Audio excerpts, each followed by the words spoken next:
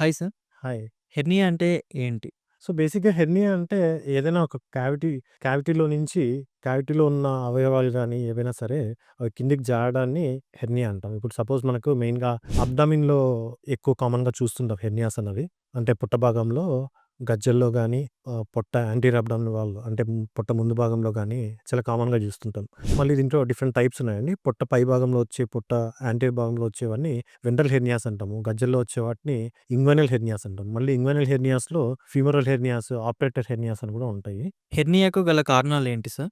So, బేసిక్‌గా ఎందువల్ల hernia వస్తది అన్నది మెయిన్‌గా ఏదైనా మనకు క్యావిటీలో ఉన్న ప్రెషర్ ఎక్కువ కావడం వల్ల అందులో ఉన్న అవయవాలు జారి కొద్దిగా డిఫెక్ట్ ఉండడం వల్ల గానీ, మజిల్ వీక్‌నెస్ వల్ల గానీ, లేదా మనకు నేచురల్‌గా ఉన్న హోల్స్ ఏమైనా క్లోజ్ కాకపోయినా గానీ, ఫర్ సపోజ్ ఇంగ్వైనల్ హెర్నియాస్‌లో డీప్ రింగ్ అని ఉంటది. సో, ఈ హోల్స్ ఏవన్నా క్లోజ్ కాకుండా అట్లే ఉండడం వల్ల, లేదా అక్కడ ఉన్న డిఫెక్ట్ అన్నది చాలా మజిల్ వీక్‌నెస్ వల్ల ఈ హెర్నియాస్ అన్నవి చూస్తూ ఉంటాము. హెర్నియాకు సర్జరీ మాత్రమే ట్రీట్‌మెంటా? లేకపోతే ఇంకేమైనా ఉంటుందా సార్ మరి? సో, బేసిక్‌గా హెర్నియాకి ఇవన్నీ మెకానికల్ ఇష్యూస్ అంటే కండరాలు వీక్‌గా ఉండడం వల్ల గానీ, పొట్టలో ఎక్కువ ప్రెషర్ పెరగడం వల్ల గానీ, కాన్‌స్టిపేషన్ లేదా క్రానిక్ కాఫ్ ఉండడం వల్ల, స్మోకింగ్ చేయడం వల్ల ఈ కొలాజన్ సరిగ్గా డిపాజిట్ కాకుండా బికాస్ ఆఫ్ దానివల్ల మజిల్ వీక్‌నెస్ వచ్చి దానివల్ల యూజువల్‌గా వస్తది. సో, దీనికి సర్జరీ మాత్రమే ఎందుకు ట్రీట్మెంట్ అంటే అన్ని మెకానికల్ ప్రాబ్లమ్స్ కాబట్టి, ఇవి సర్జరీ ద్వారా మాత్రమే మెష్ పెట్టి ఆ డిఫెక్ట్ అనేది స్ట్రెంథెన్ చేసి మాత్రమే ట్రీట్మెంట్ చేయగలం.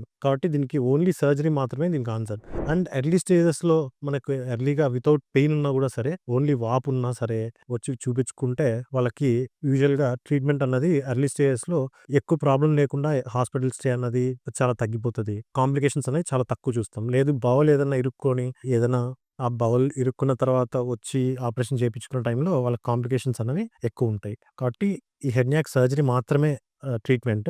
వేరే ఎటువంటి రెమెడీస్ దీనికి వర్క్ కావు. అంటే ఇప్పుడు చాలామంది సర్జరీ అంటేనే భయపడతారు కదా సార్. మరి ఒకవేళ సర్జరీకి వెళ్తే ఎటువంటి సర్జరీ ఉంటుంది? ఎన్ని రోజులు హాస్పిటల్‌లో ఉండాల్సొస్తుంది సార్ మరి? సో, బేసిక్‌గా ఇంతకుముందులాగా పెద్ద కోత పెట్టి చేసే ఆపరేషన్స్ కాదిప్పుడు. ఇప్పుడు అన్ని లాప్రోస్కోపిక్ మినిమల్‌గా ఇన్వేసివ్ సర్జరీస్ వచ్చాయి. హెర్నియాస్‌కి మెయిన్‌గా that is the biggest advantage. So, ఎటువంటి హెర్నియాస్ అయినా సరే యాంటీ అబ్డామినల్ వాల్ హెర్నియాస్ అయినా, ఇంగ్వానల్ హెర్నియాస్ అంటే గజ్జల్లో వచ్చే హెర్నియాస్ అయినా, ఇన్సిషన్ హెర్నియాస్ అంటే ఇంతకుముందు ఏవైనా ఆపరేషన్స్ అయ్యి దాని తర్వాత వచ్చే హెర్నియాస్‌కైనా సరే వీటన్నిటికి కూడా మనకి లాప్రోస్కోపిక్ మెథడ్‌లో ఈజీగా ఆపరేషన్ అయిపోతది. So, there is nothing to worry.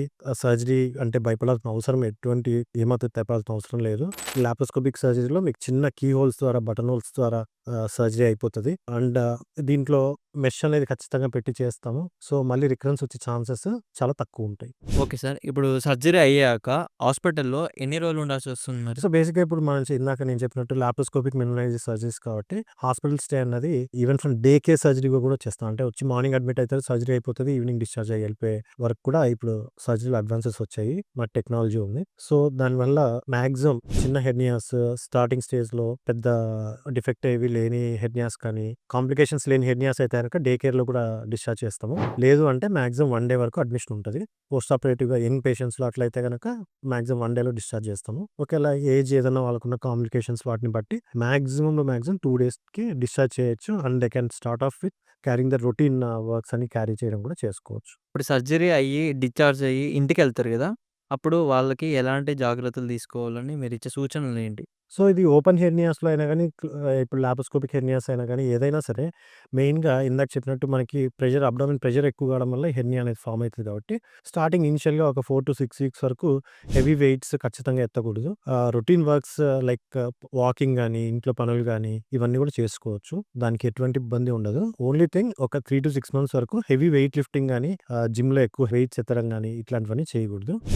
అట్లని చెప్పి ఎక్సర్‌సైజెస్ చేయకూడదా అంటే నో. ఎక్సర్‌సైజ్ డెఫినిట్‌గా చేసుకోవచ్చు. వాకింగ్ గాని, మైల్డ్ ఫిజికల్ ఎక్సర్‌సైజ్ కూడా చేసుకోవచ్చు.